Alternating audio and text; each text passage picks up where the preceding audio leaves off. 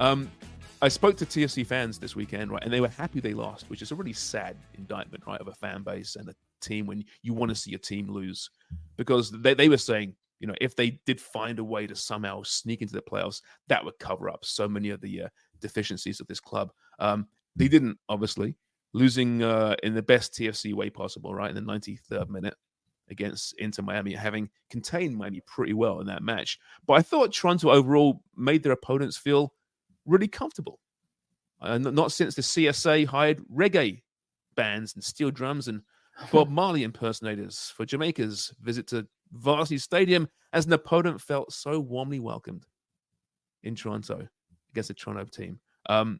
Yeah, there were more Messi fans, it seemed, than TFC fans. There was a lot of screaming when he showed his face, when he touched the ball, when they showed him on the Jumbotron. They loved the celebration of Leo Messi. Didn't hear many screams coming from the South End. The hardcores were there supporting their team as they should. But it did feel, Jimmy, to me, it was a bit of a statement on, and we see it every week in MLS. I'm not pinpointing Toronto here, but there's an immaturity amongst the football fan base here that a single player, albeit the best of all time, gets the love from a stadium where he doesn't even play, where he's playing as an opponent. It kind of cringes me a little bit. Or am I being a miserable prick here? Miserable prick. Miserable prick. Yeah. All right. I'll unanimously miserable prick. I think, Sharms, after you having a good conversation with your fellow supporters,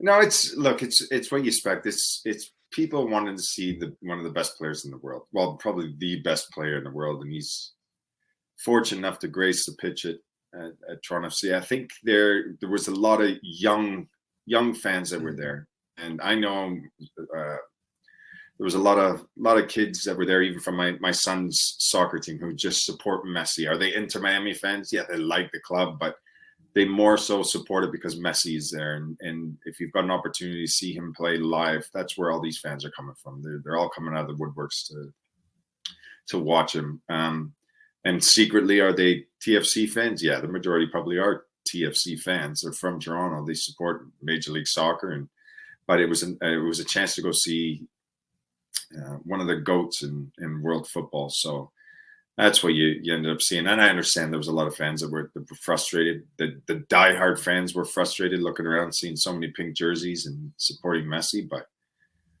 it is what it is. I mean, you didn't see that all season, bar one game.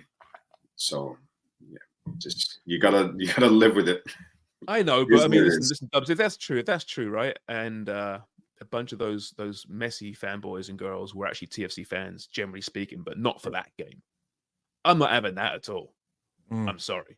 You can go there, and major respects. It's cool to see Leo Messi. I get it. I love watching him play. I've had the chance to see him a couple of times, live. It's cool. Of course it is. And you can respect that. But if you're actually a TFC fan for most of the season, except this one match, when you get to scream and, celebrate the greatness that is Leo Messi, I think you need to give yourself a big shake, look in the mirror, slap your face a couple of times. And you can sign up for the MPA, the Miserable Prick Alliance. That's what it is. Sign up with James Sharman as president. You can applaud him even. Just, when he comes off, thanks, Leo, you've given us a lot. But, can we talk about the Insigne? This is from James Sharman. Insigne grabbed Messi's shirt. Did I hear that right? Love myself a good shirt swap scandal. I do. People get so upset by it. Dubs, well, optically, was it a good look? But before we get into that, Longer jumped in. I want to talk about the reason why Messi has made such an impact coming into MLS is because it's new, right? It hasn't been around. There's no tradition. There's some tradition, but there's not compared to Europe and the rest of the world in terms of the football and the history. So when you're talking about fans, you have your diehards, you have your ultras, you have your supporters groups, you maybe have your season ticket holders, but I think overwhelmingly across the league, you've got a bump in season tickets the way that they did in Montreal. They sold out because of the Messi effect. When Inter Miami and Messi came to Montreal, Laurent Courtois sort of bemoaned the reaction of the fans. And I think that that's unfair, the way as you, Sharms, as our host and as our resident miserable prick did. I think it's unfair somewhat. Yes, best case scenario, you want everybody who's there in the team colors, supporting and cheering and invested, engaged in the game, in the ebbs and flows of it, and paying attention, not doing the wave and not wearing Messi shirts or the opponent shirts or any other shirts across world football. You want them wearing your home kit, right? But it's just not where we find ourselves in North America as footballing fans. So I think you need to give us a little bit of time, and you need to give these fans a little bit of grace. And I wish that they were all wearing TFC shirts, but it's just not ever going to be the case. And it's what Jimmy's talking about. It's one of the best to ever play the game. So it's even more so than, say, a Benteke coming to town or a Cucho Hernandez or like the big stars in this game, right? You're still going to see jerseys of the opponents. I think you give him a free pass here. I get it. When he came to Montreal, it was kind of mid-season, right? Okay, it's just a typical game. This was a must-win game for the home team. It doesn't matter. These people have had it on their calendars. I know. I agree with you, and I see your point. The one game you come to support this team, they need you as the 12th man. And that happens? Yeah, but the narrative coming in was Messi's on the plane. He's going to be there. Is he going to play? Is he not going to play? He's probably not going to start, but he might come on as a sub. So there's all this kind of pent up, anticipation that everyone got to kind of let off because he finally got on the pitch. It was more about that than it was must win. And I think that's a reflection of the season that TFC had, but it's also a reflection of the fan base, that it's nascent. It's new. They're figuring it out. That new 18 years. Keep in mind as well, right? With our little get together that we had, there was a couple of guys that were there that actually sold the tickets for that match. They made enough money off those tickets that they sold to cover their season tickets, and they're diehard TFC fans. Wow. Well, it was funny too because I was one of our new friends that we met on Saturday. Barrett and his son were there. He was going to the match afterwards. But one of the conversations we had was why Messi even jumped on the plane. And we were thinking that it had to do with how things worked out in Vancouver when all of those, like, hey, Messi's part of the executive of Apple MLS now. Almost, right? He's got some class action suit against. Yeah. So, hey, you need to show up. You need to be the ambassador, right? And I'm wondering, is that one of the reasons he actually jumped on the plane, played 10 minutes? I was stunned. No? I was stunned that he was there, though. I think I've been saying all year long, there's no way he's going to be there. And then especially given that but they are also chasing Dubs the all-time points record, which might be a reason. I don't know if it means a lot to them, to Miami. They're a new club. You got to establish history, right? To form an identity, and that means success. They can then, if they win the next game, they can say, yeah, we're the best ever. Look at the points. Honestly, I think it's more about the team having Messi around for the culture of the club and kind of the off-pitch stuff, and also keeping his rhythm, looking ahead to the playoffs. I think it's a really boring and pragmatic footballing kind of idea, and that's why don't do that to me. Break down my story. To do with you chastise Sharms, then you wreck my story. What, and then Jimmy's chastising. Sharms, how are you feeling? Are you feeling humbled this morning? I am humbled that he played, because I've been saying since fucking April, there's no way he's playing. I'm actually on sides with Dubs today. Incredible. Yeah, listen, the show's not over yet. There's time to fall out of this. Well, let's get into it. Let's get to the shirt swap, which, listen, in the grand scheme, it's not a big deal. I mean, it happens all the time, right? But it's just because it's Insigne, because of reading the room, maybe didn't look great. And the fact that I thought John Herdman in his comments post-match kind of said it all when he was asked about Insigne's, cameo for 10 minutes. You could see he didn't have much in him. I think he managed to get Messi's shirt though. But yeah, that's I know you can read into that if you want, and I sure as hell am. It may be just an innocent off the cuff comment, but I don't think anything John Herdman. No, nothing. Yeah. There's nothing glib. There's nothing ever off the cuff. If it seems just kind of like spur of the moment, it's highly calculated.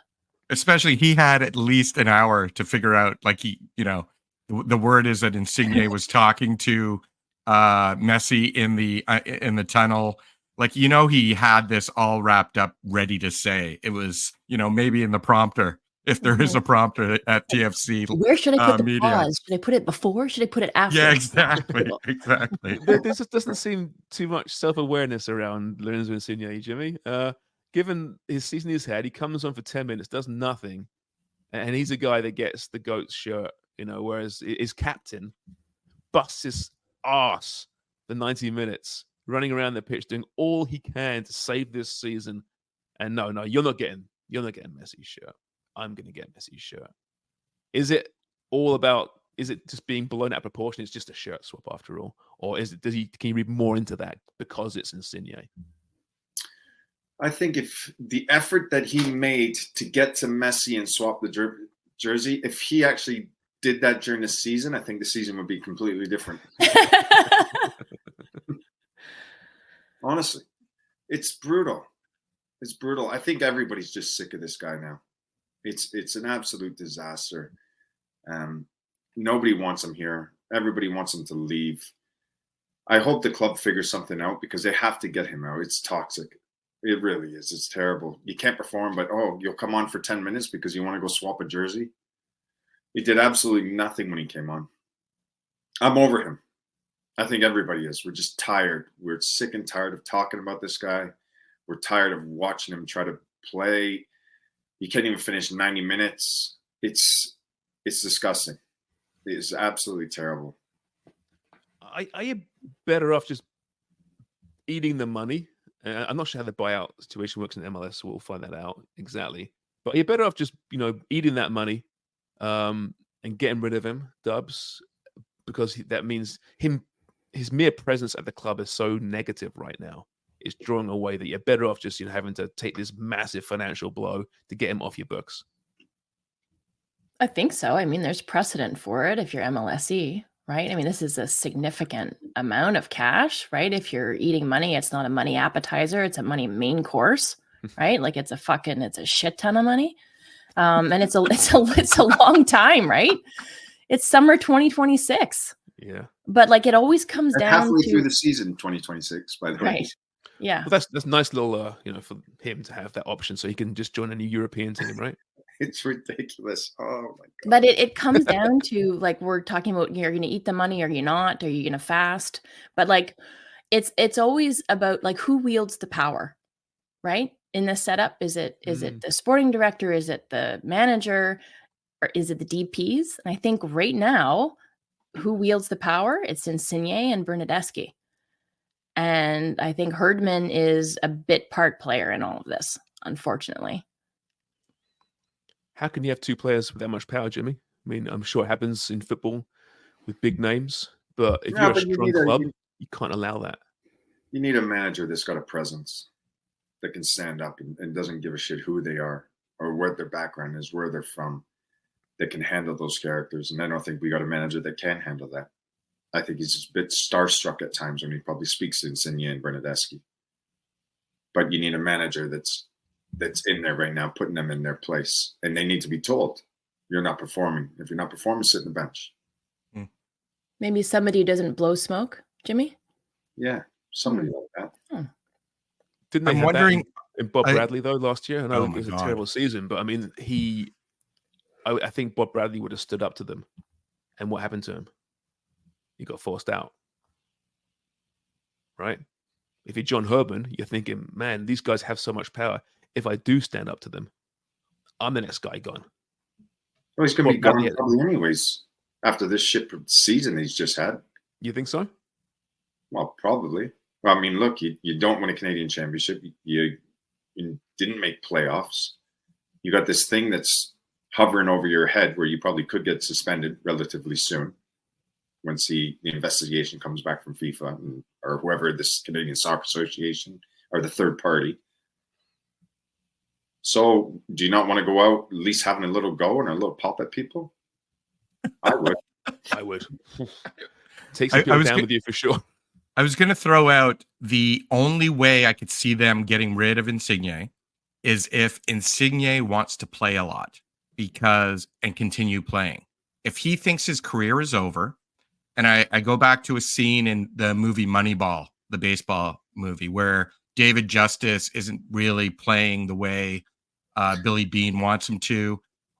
And he has a conversation. And I think that conversation with Insigne would be, we're going to end up eating your parts of your contract, but you have to eat some too if you want to continue to play. Otherwise, you sit on the bench, and we're going to watch you sit on the bench for a year and a half unless you want to play. And you figure out whether or not we can make a trade and you're going to go to this other team. That's the only way I can see it working.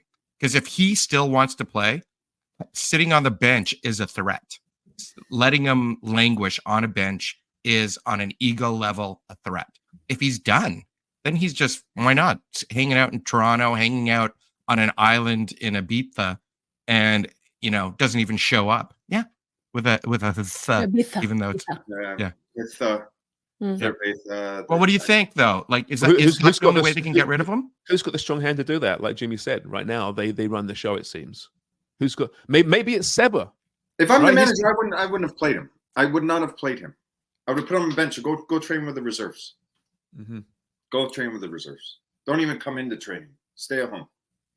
You're not coming around here. Yeah, that was. I found that. I agree with you, Jimmy. I think that was a strange way to have your top player who hasn't been performing. Like, it's almost giving him the benefit of the doubt, which he hasn't deserved all season long. Well, then you force his hand, right? Because you say that, and he might say, "Well, I'm not going to play then," and then it's breach of contract. There you go. You can get rid of him for free. Yep. But yeah, maybe it's Seba Giovinco. He's been hired as a senior advisor, Jimmy. Right? Maybe that's why they brought that. He's going to be the strong arm. He's going to come in, and it's gonna. Sorry, it's not working out, Lorenzo. Here's your choice, son. It's a wee arm, not a strong arm. And I'm going to put your kid on and play because he's coming back. Well, the good thing is, like, when they have a conversation, they're eye to eye, and Jimmy, they're just aren't they? Just talking. Little guys, good conversations. Look, Seba coming back. Yeah, is it good for the club? But I don't know. I just look and think, okay, what's his titles? Advisor. Senior club advisor, I think, but club ambassador, which is fine, right? Club ambassador, legends, and make him sell season tickets and talk to sponsors, be front and center, the face of the club. That's cool. Big clubs do that. Any club does that. I don't know why TFC hasn't done it in the past that much. Dero, but that's about it. Deitch was a little bit too. A little bit, but he was working there. In the he was too. Never got his chance, so never got his opportunity to move up. Which is bullshit, by the way. Yeah, but an advisor, what's he going to advise? I'm not sure, because he's never coached. He's never coached in a professional rankings before. He's never worked in a front office. He's never worked as a GM or an executive. What's he going to advise? Is he going to advise that they go get somebody who knows what they're doing? That's not bad advice, though, is it? Yeah. It's pretty good advice. Like, I mean, what experience do you have? You were a player. It's a PR player, but what experience? What are you going to advise? It's a PR. They can put whatever title they want to it. I don't think they're going to be relying on Seba to offer incredible advice that will turn the franchise around. They're just going to be using his face and his likability and his stature with the fan base to sell the brand. I think that's what he's there for. As an ambassador? I would hope. I mean, if they honestly think that he's coming there to turn around the front office, like, that's just stupid. So I can't believe that would be the case. Maybe I can. Maybe I can, actually. I'm all for the ambassador. Look, bring him in. Fantastic. Sell tickets. Use his name. But the advisor part kind of got me, where I'm thinking, normally you get someone that's been in the game for quite some time that has actual experience to advise. Doesn't make sense to me. A little bit of fluff, isn't it? Yeah, a little bit. Miss shiny object, right? Yeah. It's going to be a fun off season, isn't it? Let's be honest. It's going to be a fun off season. You know, Jason Hernandez was saying just a few weeks ago to JMO, you know, listen, we've got out of a lot of this cap hell. It's going to be more money to spend this off season. So let's see what they do with it. But what they do, there's going to be rumors very soon about Bernadeschi and Insigne, because their people are going to be working at every because Bernadeschi, he can't complain about his performance this season. He played very well. But last offseason, there was constant speculation about him wanting to move back to Italy. I'm sure it's going to happen again. Coming off the season he's had, right? Where he actually played well, did something, put the effort in. He's more, yeah, you don't think so, Jimmy? Am I giving him too much credit? For what you're paying him and what you expect from him? Do you think he's performed? Sure, he works, he goes and he does his little mazy runs and he tries to make something happen, but not a $7 million player. I think you want a lot more out of it, don't you? No goals or 1 goal in 17 or 18 games. You think that's productive? You get sent off ahead of the biggest game, the must win. 2 yellow cards through ill discipline. Yeah, there's some question marks there for sure. Maybe I'm just comparing him to Insigne. Do you think they're productive? No, not enough. No. If I'm paying a player $7-8 million, he better be starring every single game.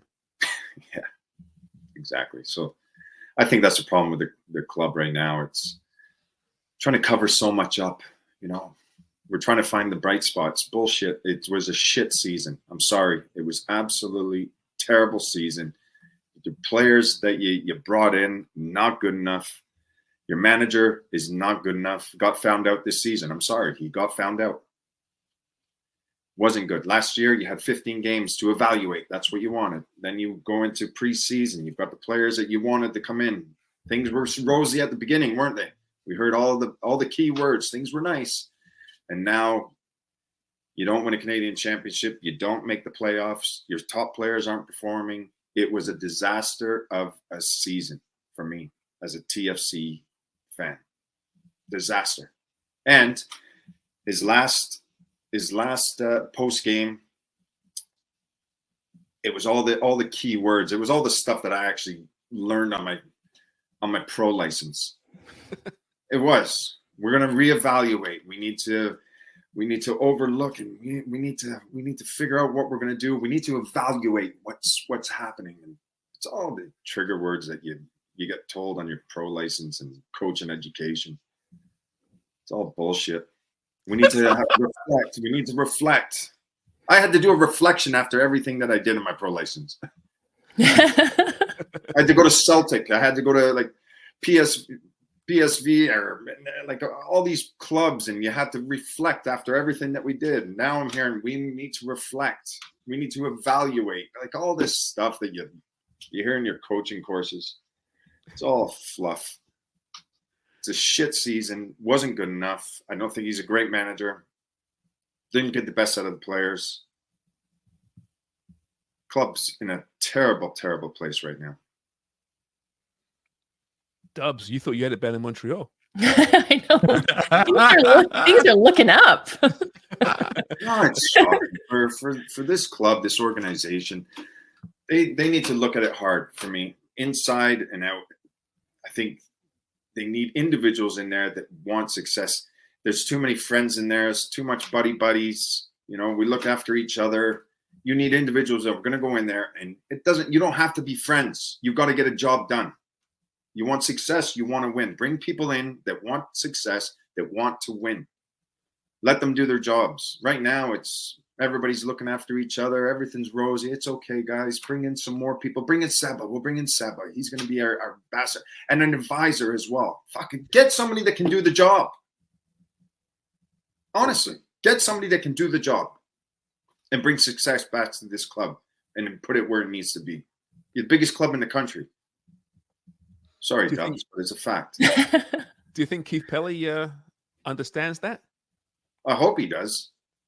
I really do. I like him. I think he's a nice guy. I think he's He understands where the club needs to get to, but I just hope that he just puts people in place that knows how to bring success and knows how to win.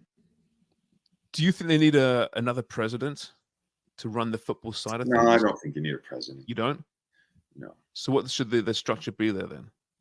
No, you can have individuals that are just going to be underneath them, right? You'll have a general manager, sporting director, and then you can report to Keith Pelly. I mean, the thing is, too, if you're Keith Pelly, you're looking at it thinking it's good to have a president in place because then it takes pressure off of you as well. Because those individuals that's in that presidential place, they're going to take the heat before you're going to take the heat. So you have a little bit more longevity. Mm-hmm. But he opted to get rid of them. Fair enough. Now the heat's on you a little bit because you're going to have certain individuals that are underneath you running the club, but you're going to be more hands-on than what you would be if you had a president. All right. So you made your thoughts clear on John Herdman. Would you keep Jason Hernandez? Give him another chance with more money, more cap? I mean, inexperienced GM, in fairness. Yeah. Would he be part of the raised? Look, I mean, they like him. But is he still is he young? Is he still learning his trade as a general manager? Probably, yeah. Right? He only retired a few years ago. You'd think you'd have a little bit more time. He's young, but I think they do need somebody that can come in with some experience, some older heads who knows how to find the gray areas in the MLS rules. But we'll see next year. I mean, we've seen some of the deals that he's brought in this year. We'll see next year what he's going to bring in, and then he's going to get evaluated. I hope to God he gets it right. I want him to get it right because I want the club to be successful. But time will tell, and obviously people are going to have a really good look at what he does in this offseason and how he handles these two DPs and how he can get rid of them. And I'm sure he's probably working on that now because I know I would be. I'd be on the phone to their agents every single day trying to get them out. Beyond them, though, like, what do you do, Jimmy? Like, I'm on TFC Republic, our GMO's website, his latest article. He said there's no less than 13 members of the team that will be entering option years of their contracts this offseason. So, like, talking about that buzzword, evaluation, beyond Insigne and Bernadeschi, is there anybody that you absolutely bring back that you think are key pieces of this team in order to have success in the near and then kind of distant future as well? Oso and Larea. That's it. That's it? That's it. Really? That's it for me. I think the rest can be the squad players. But I don't think that we looked at this season and thought, oh, there was a few standouts here. Mm-hmm. Think Flores is a standout? No, he's not a starter. Langstaff, starter? No. Squad player.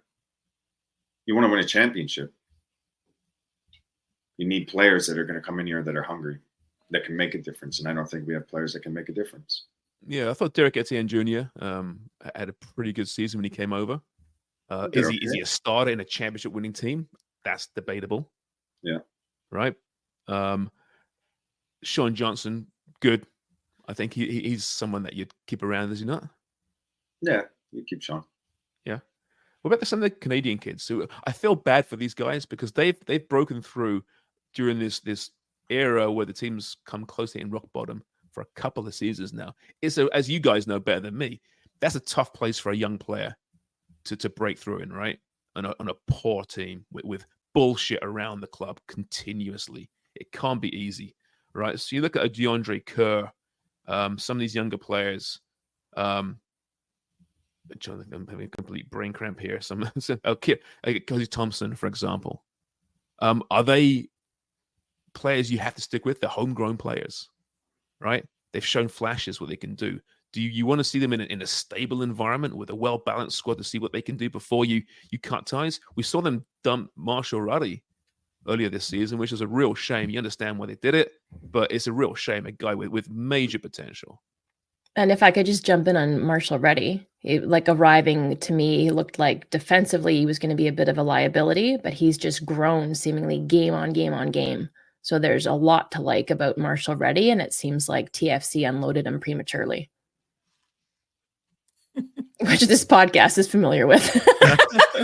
I was.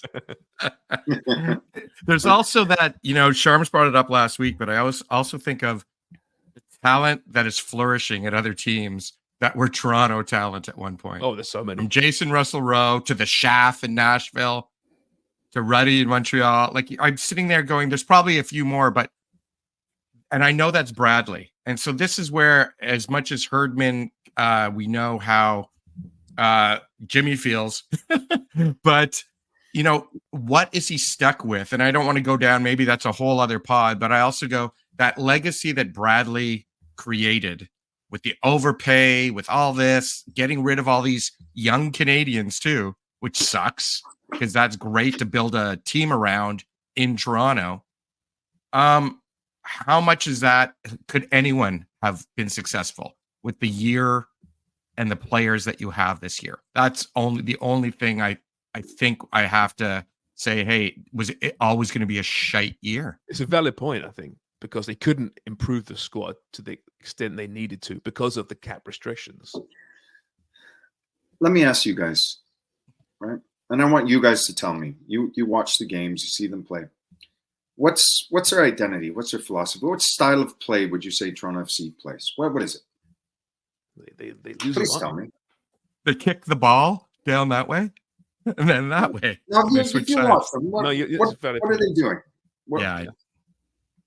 No. And who's improved? Who's improved? Get it. I don't fucking know. I have no idea. And when I watch football, that's what I look at, because I want to see the patterns. I want to see the style of play. What's your identity? So I'm asking you guys, and you guys don't have a clue, and I don't have a clue. So is there an issue with the coaching? Yes, 100%. Doesn't matter what players you have. You should be able to see something that they're doing. That's so the team can still suck, but you should know what they are. Mm-hmm. It should be a system of play, the way they play. It may not be Do successful. you agree with that? Yes. Yes. Dubs.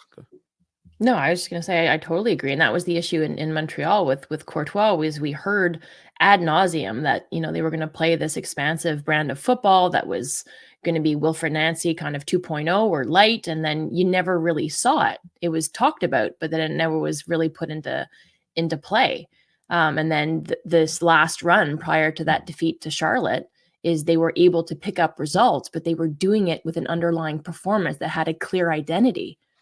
And so that is important, obviously, for the team, the results being first and foremost, but it's important to the fan base as well, and to the brass, that you're seeing, okay, what's talked about. They're walking the talk. They're able to put it into practice, and then you're getting results on top of that. Great. But I mean, that's part of that connection, and building links is you're able to see it, see purpose, see intention on the pitch from individuals, but also collectively. So when there's an absence of that, and then they're floundering as well, and have a good start and then just kind of keep dropping in that table, then there's a sense of unrest in the fan base, as there should be. I think there's also a real sense of apathy once again in the fan base, and that's really scary for this club. A lot of fans are just kind of given up. We've all seen it. I've got it on social media because I'm not renewing. I'm not getting more time. I'm done with these guys. Yeah, some of the YouTube comments, Sharms, totally just I can't do this anymore. Can't be bothered. Even look at the coverage of the team, right? Again, it's J-Mo, it's Neil Davison, Josh Cloak's there occasionally, right? He was there in the weekend apparently, right? Yeah, but we're not even there. We're not. No, I know. We're not. Yeah. We don't get paid to. Hey, we get sponsored to cover them. Our friends we made. Sorry, Sharms. Our friends that we made at the York United game, I think they also cover TFC games as well. Yeah, but those guys. Yeah, they're great guys. I love those well guys. done. But I think that there's the coverage, the media's kind of turned off to a certain point. I know there was some conversations at TFC about should we give certain broadcasters even accreditation this weekend because they want to cover Messi. What? Well, they're not there usually. They're not there usually covering TFC. Why should we give them Wow, that's an arrogance. It comes from there. I mean, it comes from the top, right? That's not cool. That's not cool. But again, there's, I believe, quite a lot of Spanish-spoken media there covering covering Messi, but the actual TFC faithful, the JMOs and the Neils of the world, they are there every single training session, every single game. There aren't many of them. There used to be. But the big media companies have kind of tuned out as well. Success changes everything. I'll tell you that much. It really would. That's why they have to get this right, whatever it is. If they clean house this offseason, start from scratch, great. But unless you're reworking that cap with those, one in particular, high-paid superstars, it's going to be very difficult to rebuild. Like Jimmy says, they're in a really bad place because of that.